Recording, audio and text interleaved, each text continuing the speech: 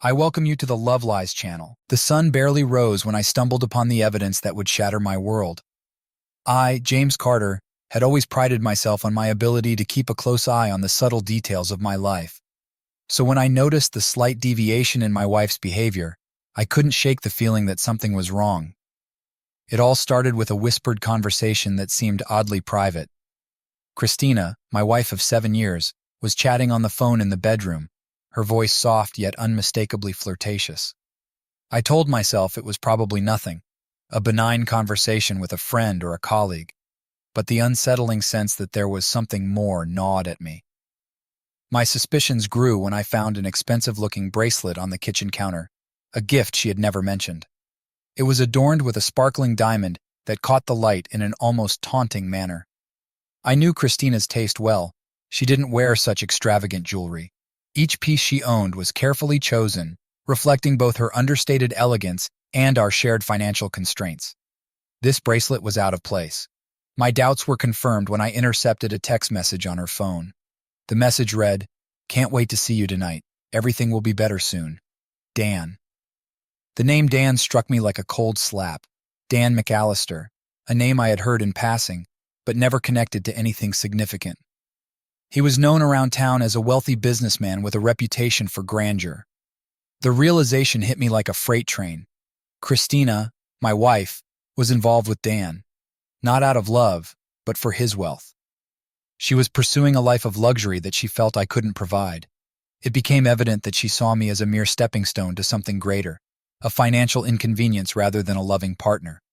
At that moment, I felt a deep, searing pain, an emotion that coursed through me with the intensity of a storm.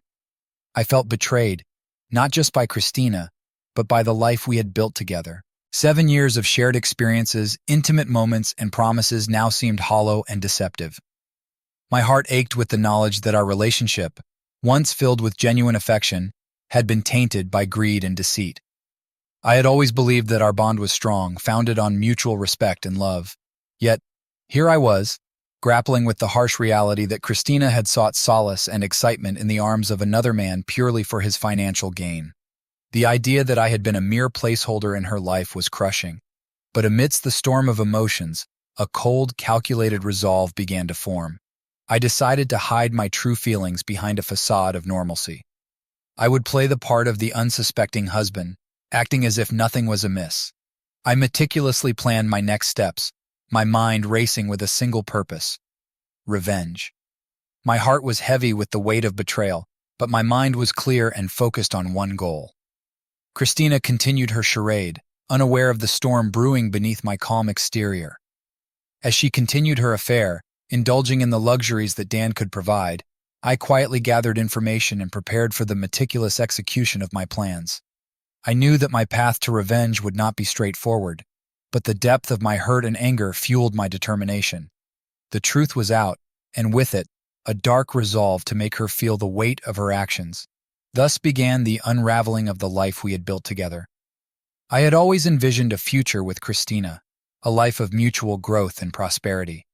Now, with every passing day, that future seemed more distant, replaced by a singular focus on how best to exact my retribution.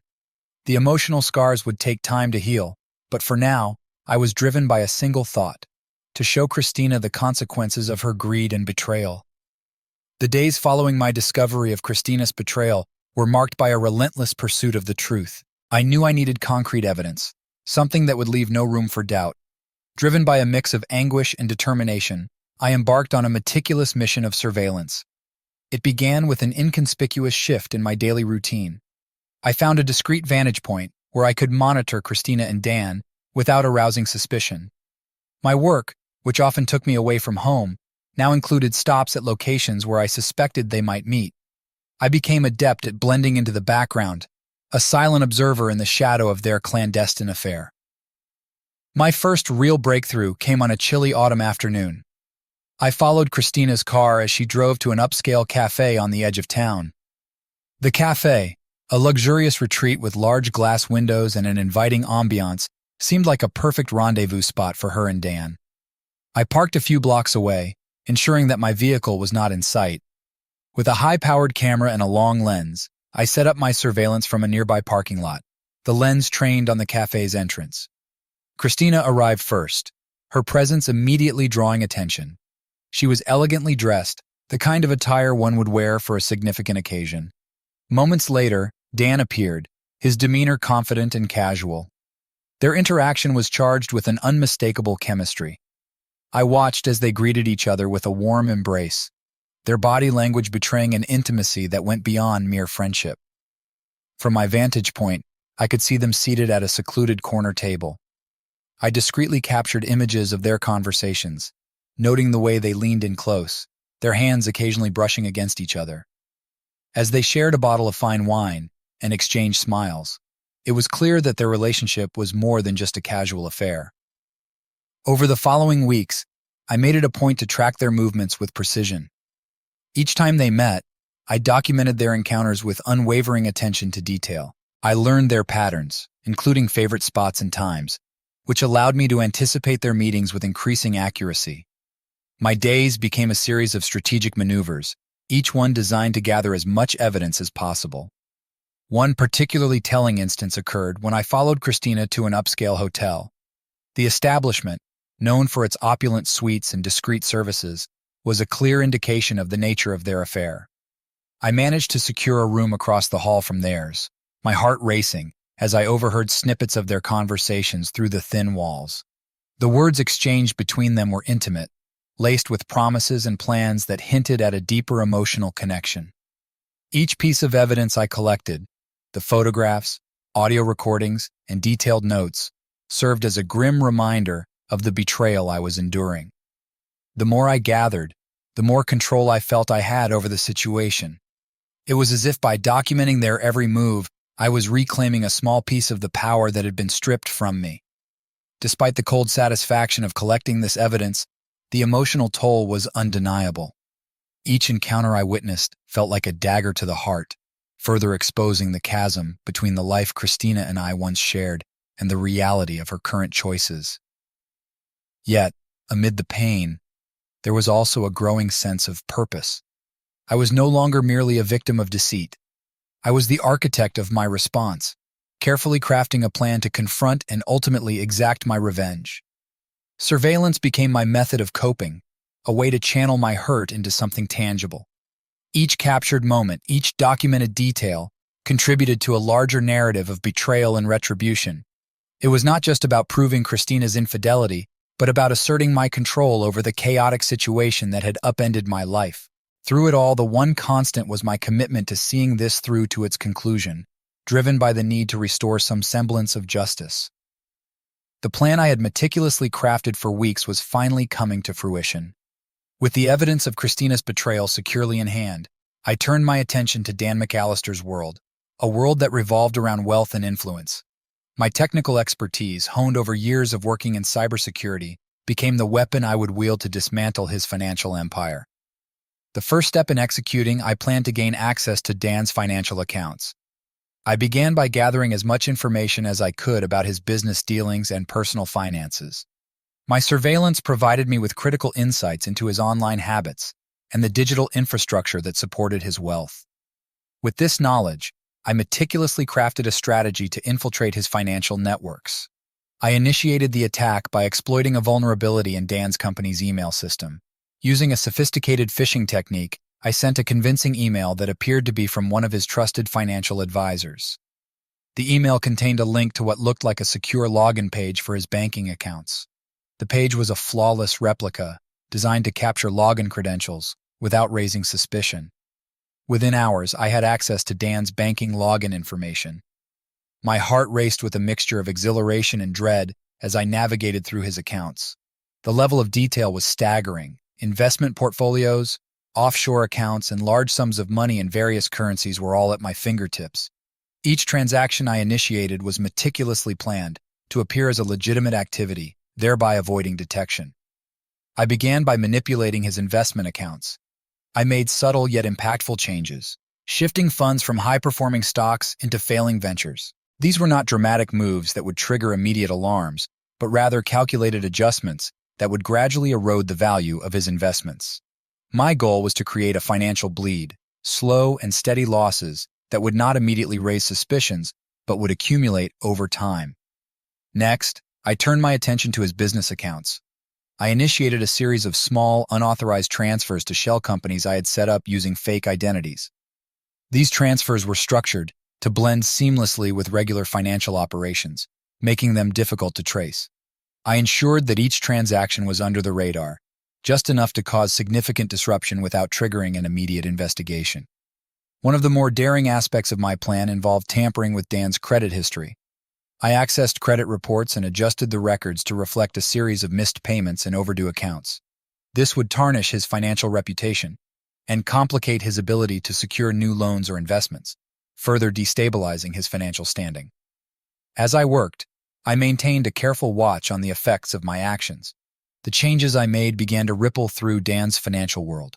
Stock values dropped, business transactions grew erratic, and his once stable financial empire started to show signs of strain.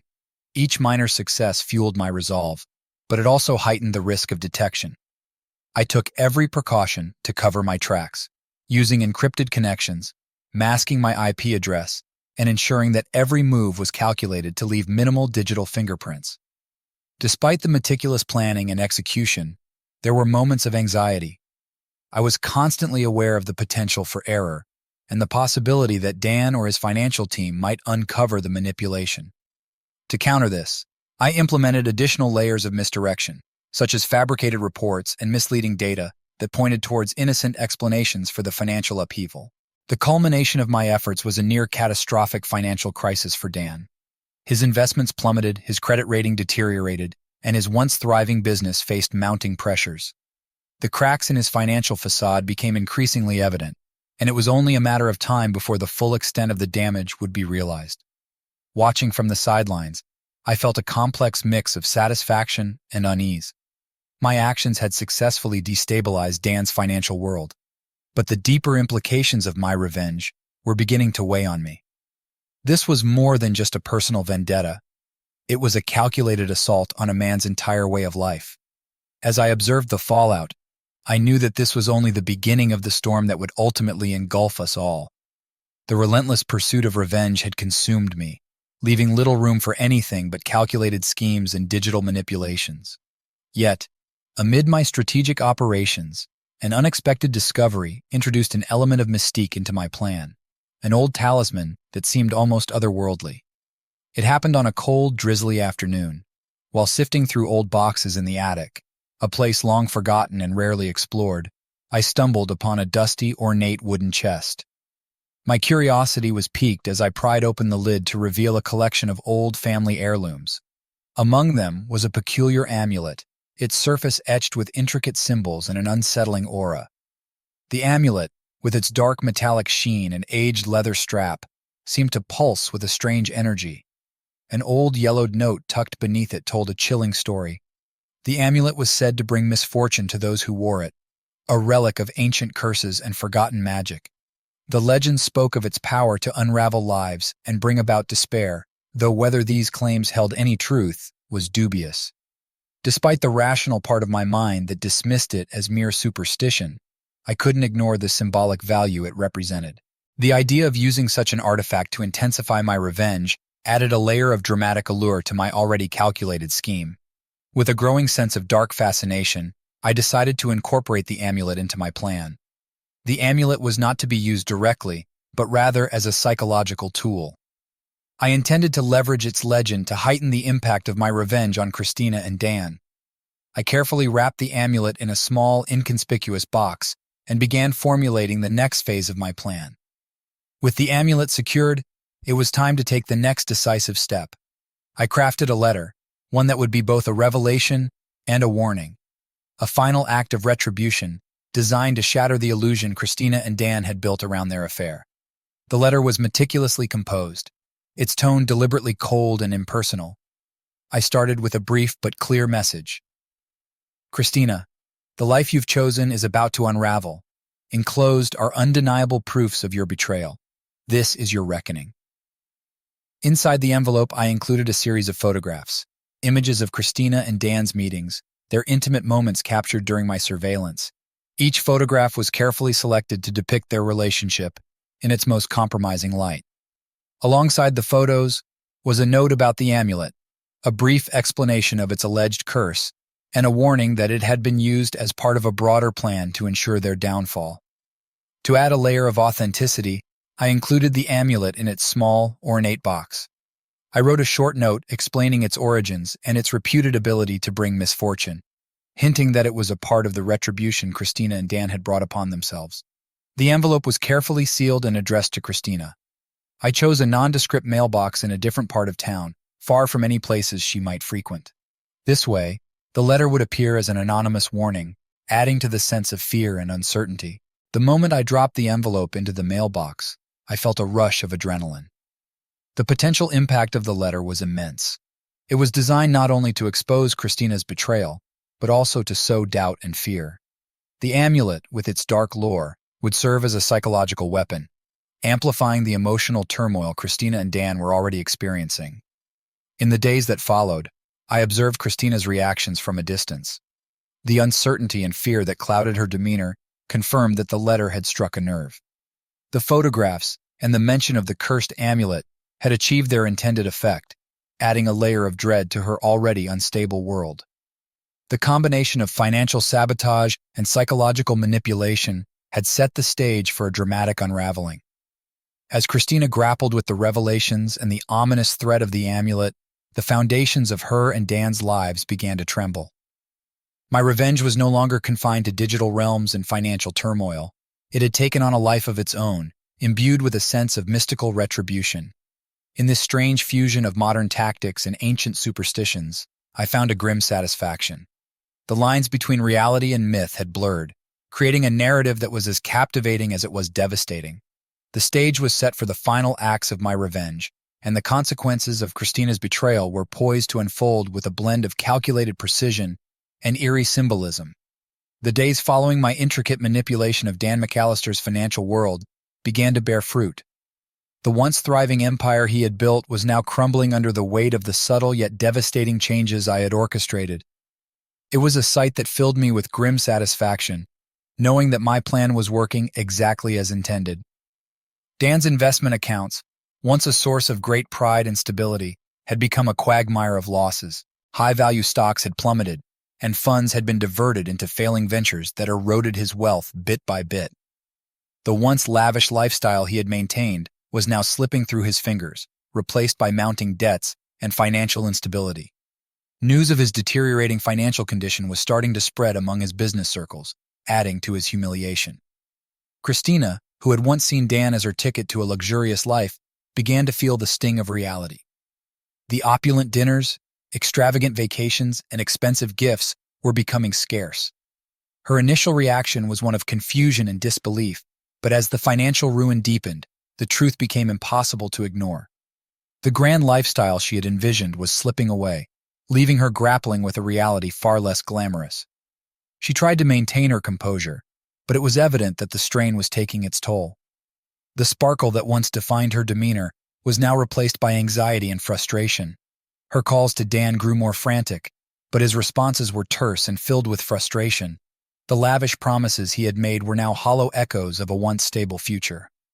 The time had come for the inevitable confrontation. I had watched from a distance as Christina's world unraveled, and now I was ready to confront her directly. It was a calculated move, intended to deliver a final blow that would shatter her illusions and force her to face the full extent of her betrayal. I arranged a meeting with Christina under the pretense of discussing unresolved matters between us. We met at a quiet cafe, a place that once held sentimental value for us, but had now become the setting for this charged encounter. I arrived early, ensuring that everything was set for the confrontation that was about to unfold. When Christina arrived, her demeanor was a mix of apprehension and forced composure. She greeted me with a strained smile, but the tension was palpable. I led her to a secluded corner of the cafe, away from prying eyes and ears. As we settled into our seats, I could see the nervous flicker in her eyes, a reflection of the turmoil she was experiencing. I began the conversation calmly, but my words were deliberate and sharp. I laid out the evidence of her betrayal in front of her, photographs of her and Dan together, their intimate moments captured with painful clarity. The images spoke volumes, each one a stark reminder of the trust she had shattered. Christina's reaction was a mix of shock and defensiveness. She tried to justify her actions, claiming that she had been pursuing a better life and that the financial stability Dan offered was a lure she couldn't resist. Her explanations were a tangled web of excuses, each one more feeble than the last. She spoke of love and ambition, but her words fell flat in the face of the concrete evidence I presented. I remained resolute and detached throughout the conversation. My goal was not to engage in an emotional argument, but to drive home the gravity of her actions. I revealed Dan's financial ruin, explaining how his once secure financial status had been meticulously dismantled. Christina's face paled as she processed the information, her attempts at denial fading into a profound sense of defeat. As the meeting drew to a close, Christina's composure finally broke. Her attempts at justification gave way to a raw, unfiltered sorrow. She was faced with the harsh reality of her choices. The lavish lifestyle she had pursued was now a distant dream, and the man she had betrayed was no longer a passive victim but an active agent of retribution. I left the cafe feeling a complex mix of emotions. The confrontation had achieved its purpose, but it was a bittersweet victory. The destruction I had wrought was palpable, and Christina's anguish was a stark reminder of the personal cost of revenge. Yet, amid the emotional turmoil, there was a sense of closure. The scales of justice had been tipped, and Christina was now fully aware of the consequences of her betrayal. The aftermath of the confrontation left Christina in a state of utter devastation. What had once been a life filled with opulence and certainty was now reduced to a chaotic and painful reality. As days turned into weeks, the weight of her losses began to sink in, and the true extent of her downfall became clear. Christina's descent into depression was gradual but unmistakable. The signs were evident in her increasingly disheveled appearance, the vacant look in her eyes, and the noticeable shift in her demeanor. The vibrant woman who once exuded confidence and charm was now a shadow of her former self. She had lost her sense of purpose and direction, consumed by the enormity of her failures. Her financial ruin was the most visible blow. The once flourishing lifestyle she had enjoyed with Dan was now a distant memory. The luxurious apartments, the designer clothes, and the extravagant vacations had all vanished. Her financial instability was not just a setback but a complete upheaval. Debts piled up, and creditors began to close in, adding to the mounting pressure she faced. Her attempts to salvage her financial situation were met with repeated failures, each one reinforcing her sense of helplessness. Christina's social life also suffered immensely. The friends and acquaintances who had once surrounded her, attracted by her allure and wealth, began to distance themselves. The prestige and influence she had wielded so effortlessly were now gone. The isolation she experienced only deepened her despair. Social events that had once been a staple of her life now felt like distant, unreachable fantasies. Her relationship with Dan, once a source of hope and escape, also deteriorated. Their romance, built on the shaky foundation of financial promises, crumbled under the strain of their collective failures. The lavish dreams they had shared were now replaced by bitter arguments and recriminations. Dan's financial woes further strained their relationship, leaving both of them trapped in a cycle of mutual blame and frustration. As I watched from a distance, I saw that the emotional toll of witnessing Christina's downfall was complex. There was a dark satisfaction in knowing that my meticulously executed plans had brought about such a profound transformation. The revenge I had sought was complete, and in many ways, it felt like a victory. Christina's suffering was a direct result of her betrayal and the choices she had made. Yet, amid the satisfaction, there was also a tinge of discomfort. The weight of her despair was heavy, and it was impossible to ignore the personal cost of my actions. Her world had crumbled, and the repercussions were severe. It was a reminder of the harsh reality of revenge, the realization that, while it might bring a sense of justice, it also exacts a deep and often painful price. As Christina grappled with her new reality, I felt a chilling sense of closure. The scales had been balanced, and the life she had once sought was now irrevocably altered. The sense of control and satisfaction I derived from her suffering was tempered by the understanding of its broader impact. My quest for vengeance had been successful, but the human cost of that success was a sobering reminder of the complexity of retribution. In the end, Christina's loss and depression served as a stark testament to the consequences of betrayal and deceit. Her world, once full of promise and luxury, was now a landscape of despair and regret. As I observed the fallout, the satisfaction of revenge was tinged with the awareness of the deep emotional scars it had left behind. Amid the turmoil and fallout from my meticulously planned revenge, I found an unexpected source of solace and new beginnings. Her name was Laura, and her arrival in my life was nothing short of serendipitous. It all started at a local art gallery, a place I had frequented in an attempt to distract myself from the aftermath of my actions. Laura was there, an artist whose works captivated me with their raw emotion and beauty.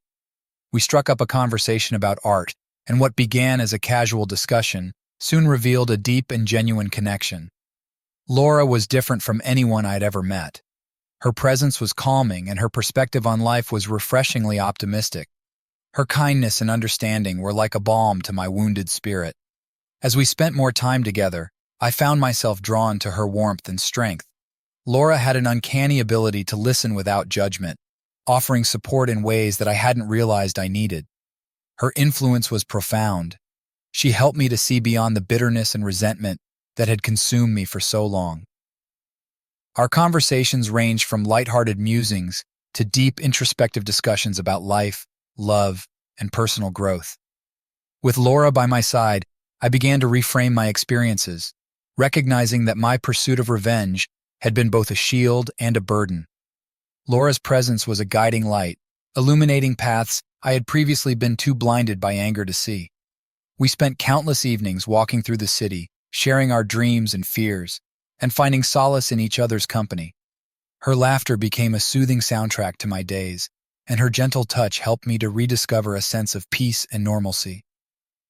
As my relationship with Laura deepened, I began to experience a profound shift in my outlook on life.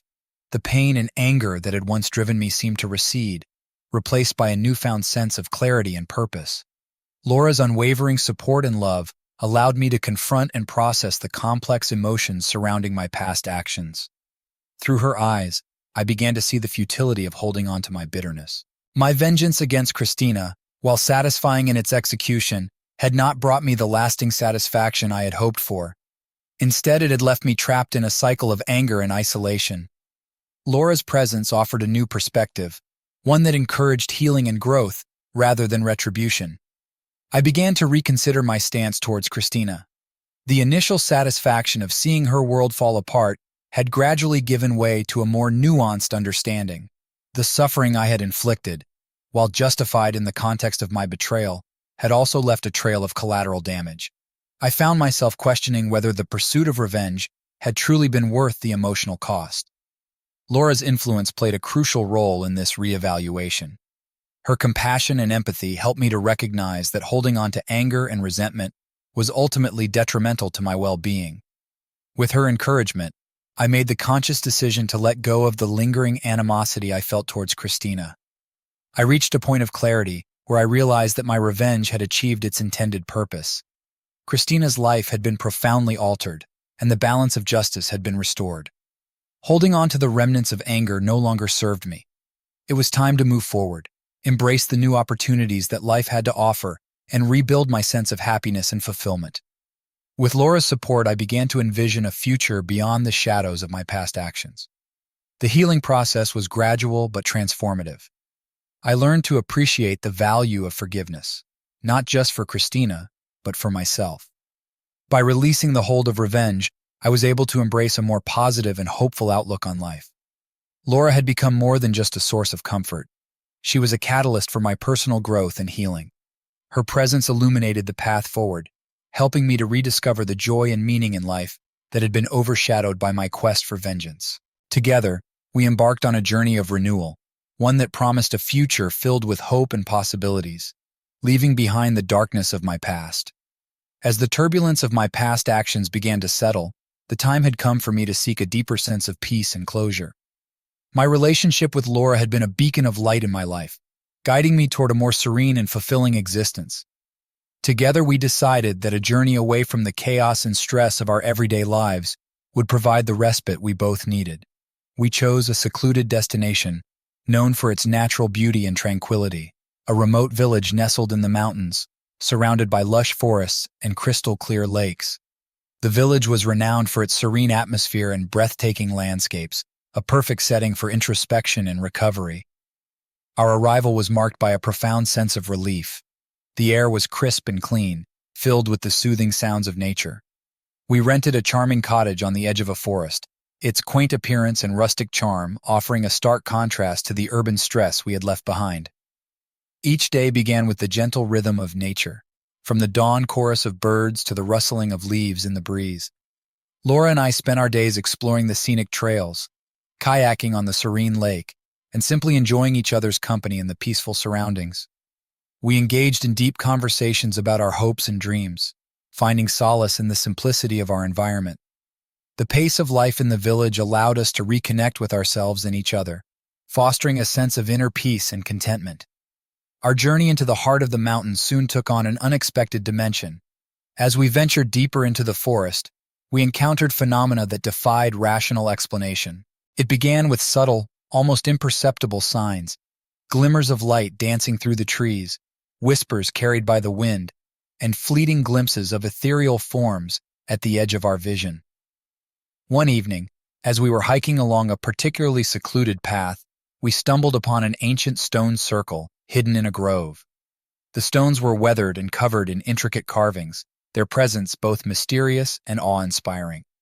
As we approached, we felt a palpable shift in the atmosphere, as though the very air around us was charged with a subtle, otherworldly energy.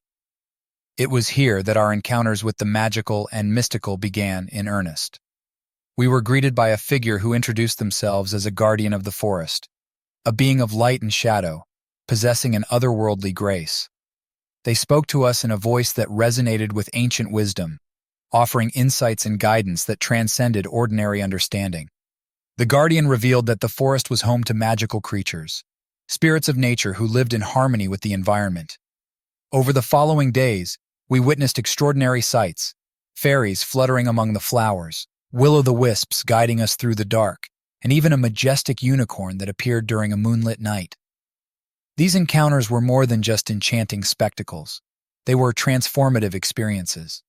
The magical beings we met conveyed profound lessons about balance, harmony, and the nature of true fulfillment. They spoke of the futility of revenge and the importance of embracing forgiveness and love. The insights we gained from these mystical experiences were both humbling and enlightening. We learned that true happiness and peace were not found in the pursuit of vengeance or the acquisition of material wealth, but rather in the simple joys of life, the connections we fostered with others, and the inner tranquility that came from letting go of past grievances. As our journey through the enchanted forest drew to a close, Laura and I emerged with a renewed sense of purpose and understanding. The experiences we had shared and the wisdom imparted by the magical beings had reshaped our perspectives. We returned from our retreat with a profound sense of inner peace and a deeper appreciation for the beauty of life. As I reflected on the journey that had led me through a labyrinth of revenge and self-discovery, I came to a profound realization. Forgiveness was the final essential step in my healing. Despite the pain Christina had caused, I found it within myself to forgive her. It was not an act of weakness, but a conscious choice to release the hold of past grievances. I understood that carrying resentment only kept me tethered to the anguish of the past. In forgiving Christina, I set clear boundaries to protect my well-being. I reached out to her with a brief, straightforward message, conveying my decision to forgive and acknowledge the impact of her actions. However, I made it clear that while I had moved past the animosity, I preferred to keep a distance. This decision was not driven by anger, but by the need to safeguard my newfound peace and the integrity of my relationships moving forward. The act of forgiveness was a turning point in my journey. I realized that the pursuit of vengeance had not been an end in itself, but a means of confronting and understanding my own emotions. It had been a catalyst for my growth and self-awareness, leading me to insights into the nature of happiness and the importance of letting go.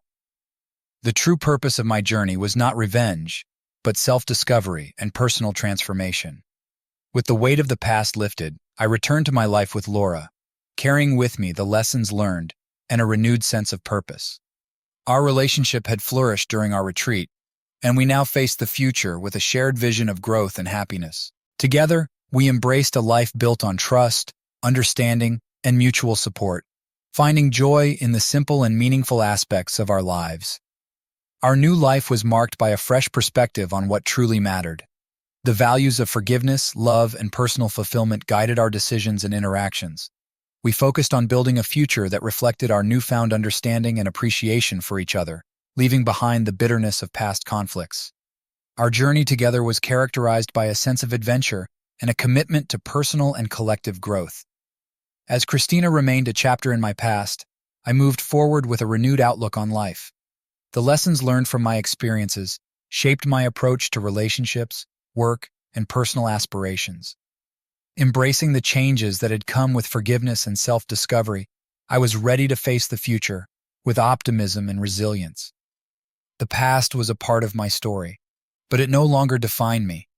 I was free to chart a new course and build a life that resonated with the values of peace and fulfillment. Don't forget to subscribe so you won't miss any new videos.